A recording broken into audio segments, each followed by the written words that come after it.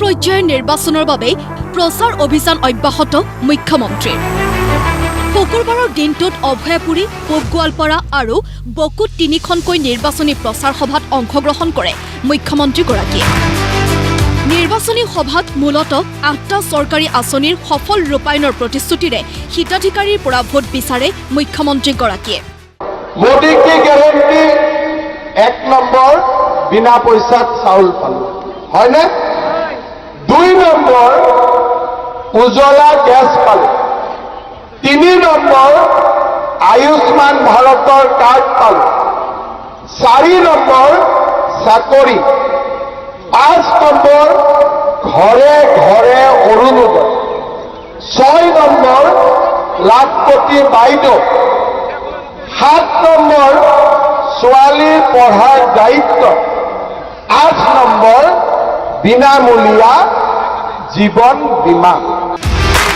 অভয়াপুৰীত BJP মিত্ৰজোঁটৰ প্ৰাৰ্থী ফণীভূষণ চৌধুৰী হৈ নিৰ্বাচনী সভাত প্ৰচাৰ চলায় মুখ্যমন্ত্ৰীগৰাকীয়ে। লগতে কংগ্ৰেছৰ লুঙি টুপিৰ ৰাজনীতিক কটাক্ষও কৰে। কংগ্ৰেছে কি দিছিলে?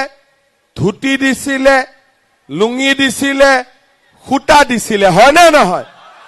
ধুতি, লুঙি আৰু সূতা দি গৰীবৰ কিবা লাভ হয় নেকি? আমি কি কৰিলো? অৰুণোদয়। কংগ্ৰেছীৰ খং উঠিলে, ঠিকাদাৰ বিলাকৰ খং যে ধুতি দিয়ক, লুঙি দিয়ক, টকা ডাইৰেক্ট দিলে আমি কি পাম?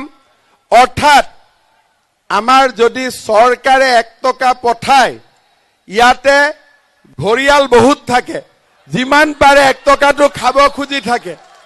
এতিয়া মোদীয়ে কি কৰিলে? ডাইৰেক্টলি বেংকৰ একাউণ্টত টকা, কোনেও খাব নোৱাৰে। তথাপিতো আজিকালি কৰবাই এটিএমৰ নাম তাম লৈও অলপ কৰিব খোজে, সেইবিলাক মই চকু ৰাখি থাকো। ইফালে গুৱাহাটী লোকসভা সমষ্টিৰ বিজেপি মিত্ৰজোঁটৰ প্ৰাৰ্থী বিজুলী কলিতা মেধিৰ হৈ গোৱালপাৰাত নিৰ্বাচনী প্ৰচাৰ চলাই কংগ্ৰেছৰ বিৰুদ্ধে সৰব হোৱা দেখা গ'ল মুখ্যমন্ত্ৰীগৰাকী। ৰাজ্যখনৰ পৰা দালাল ৰাজ সম্পূৰ্ণভাৱে উৎখাত কৰাৰো হুংকাৰ দিয়ে মুখ্যমন্ত্ৰীগৰাকীয়ে। মোদী কি গ্যাৰেণ্টি মানে কি? চাকৰি পাম, দালালক টকা দিব নালাগে। দালাল নাই অসমত। দালাল কমিছে নাই অলপ চলপ? আৰু যিকেইটা দালাল আছে সিহঁতকো মই মোৰ ঘৰলৈকে লৈ যাম লাহে লাহে, যে ৰাইজক দিগদাৰি কৰি থাকিব নালাগে। ঠিক আছে, দালালটো শেষ কৰিব লাগিব। অসমত দালালিটো আমি শেষ কৰিব লাগিব, হয়নে?